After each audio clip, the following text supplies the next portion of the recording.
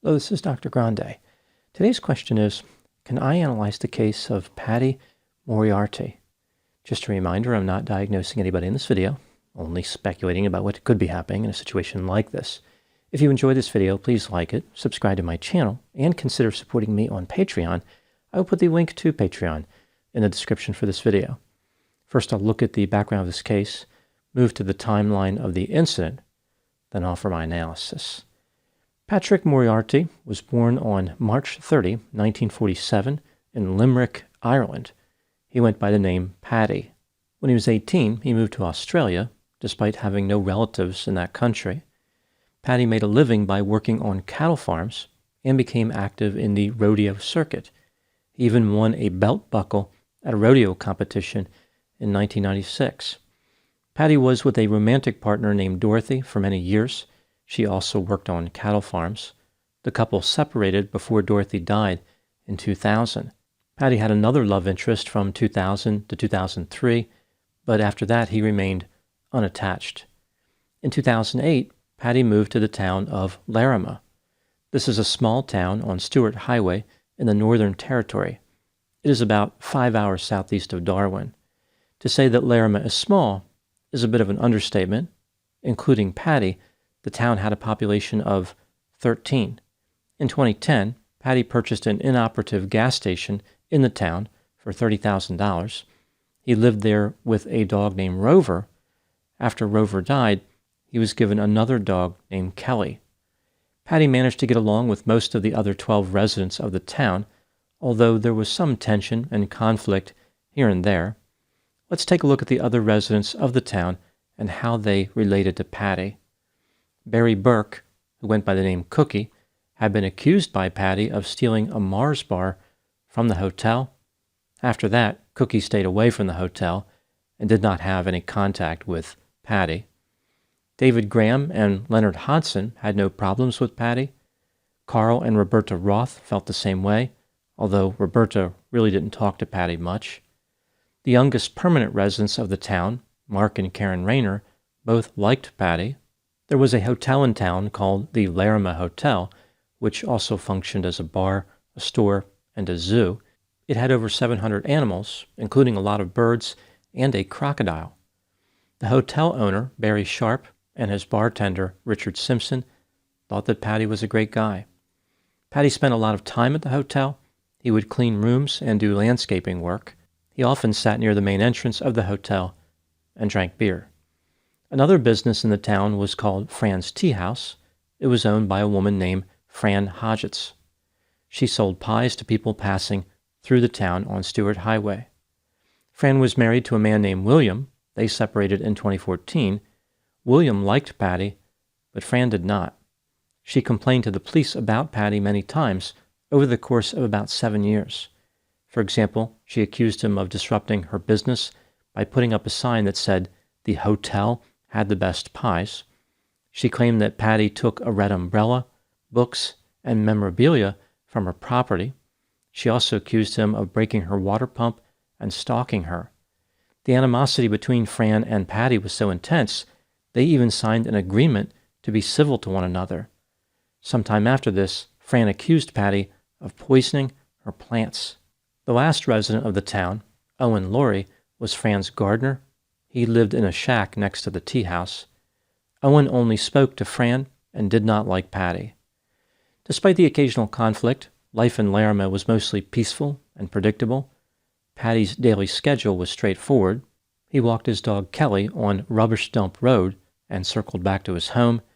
It might seem strange to visit a dump to get fresh air, but the dump was not really distinguishable from the rest of the town. If a town building had been constructed on Rubbish Dump Road, its address would have accurately reflected the quality of the property. After his visit to the dump, Paddy then took his quad bike to the hotel. Kelly rode on the back. Paddy worked until about noon, drank beer, then departed sometime at around 4:30 p.m. He would stay later if there was anyone there to talk to. Now moving to the timeline of the incident. On Saturday, December 16, 2017, at 9 a.m., 70-year-old Paddy Moriarty and his dog Kelly traveled to the hotel on a quad bike. Paddy cleaned the showers and the toilets before making his way to the bar. At 2:29 p.m., he withdrew $40 from his bank account using an electronic point-of-sale system. He used the money to purchase 8 cans of beer and sat down next to the main entrance of the hotel.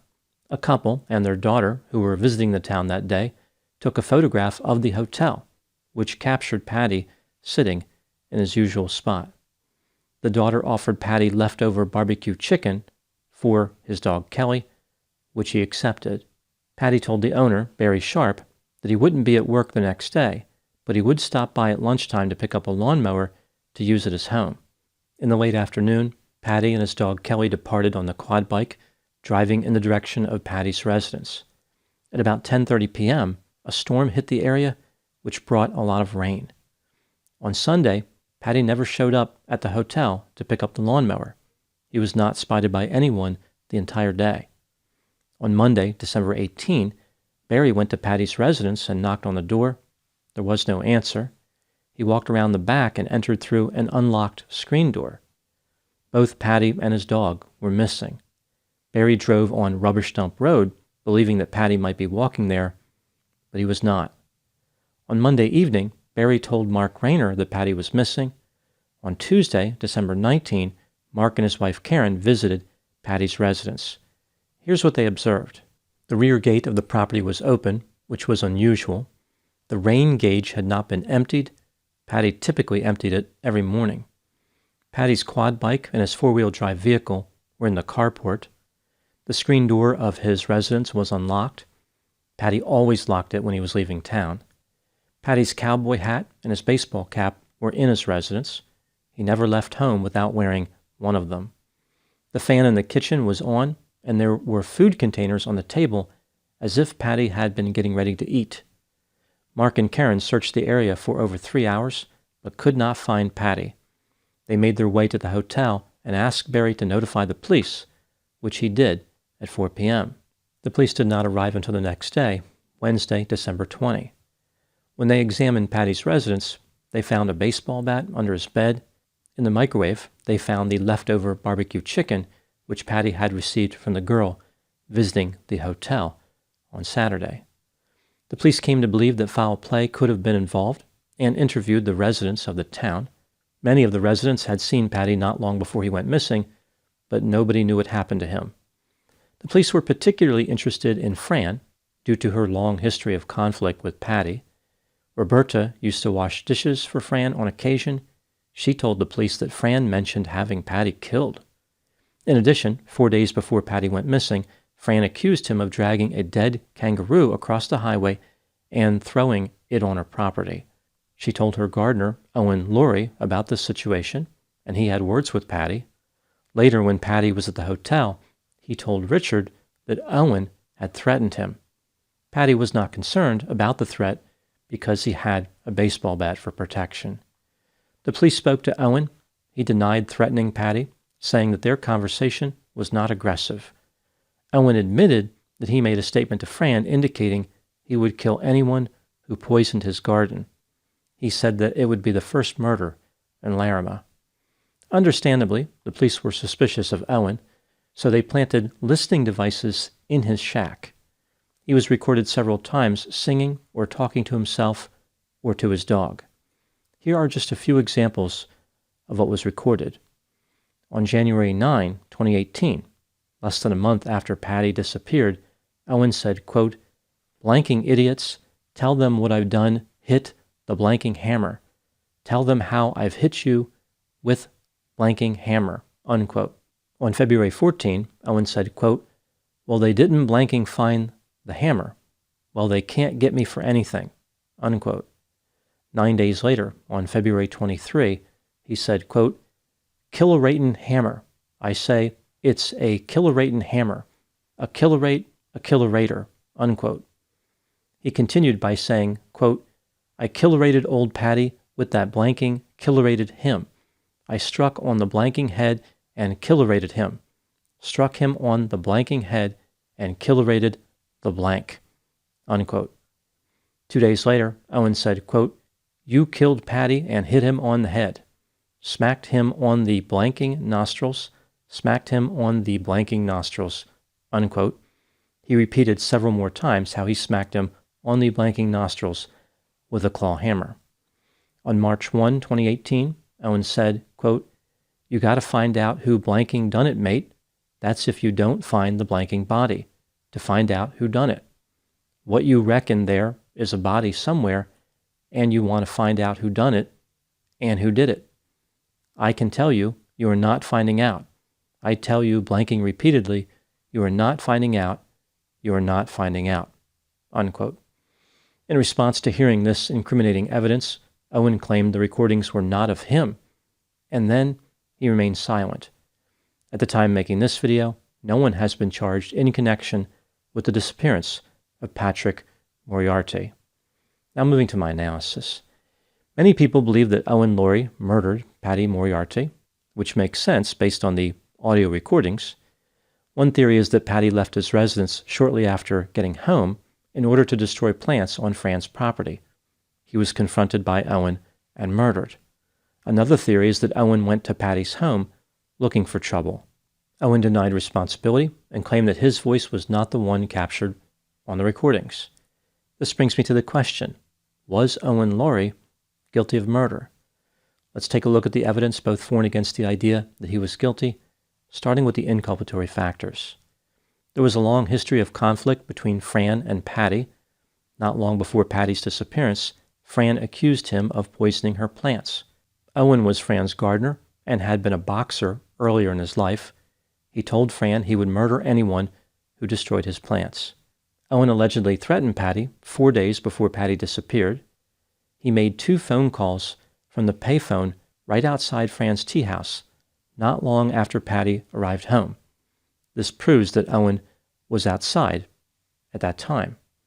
He sold his car shortly after Paddy went missing. When the police showed up, Owen mentioned to Fran something to the effect of he thought the police were there for him. In the months after Paddy disappeared, Owen was recorded in his shack stating that he killed Paddy with a claw hammer. He specifically used the word killerated. This word does not appear in the dictionary, but one can infer its meaning through the word kill and from the context.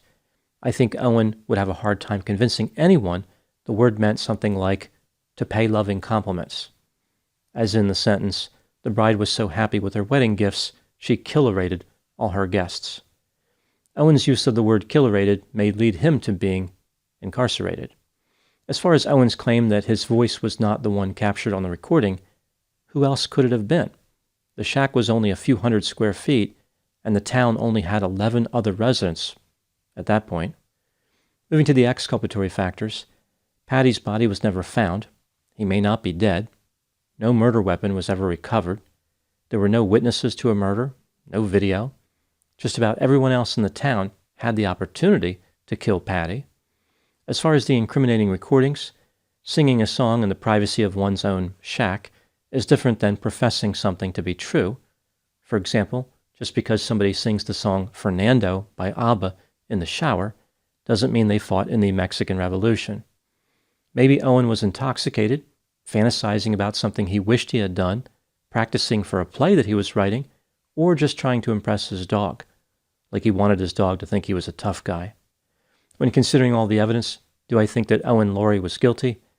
I think he was guilty in reality, but I do not think he was guilty beyond a reasonable doubt. It appears as though Owen may have successfully escaped the consequences of murder. Now moving to my final thoughts. In the documentary, Last Stop Larimer, the dynamics of the town were thoroughly explored. There was a phenomenal level of turmoil after Paddy disappeared. Neighbors accused each other of all types of terrible offenses, like arson, killing dogs, and murdering Paddy. They were quick to point the finger, even without any evidence.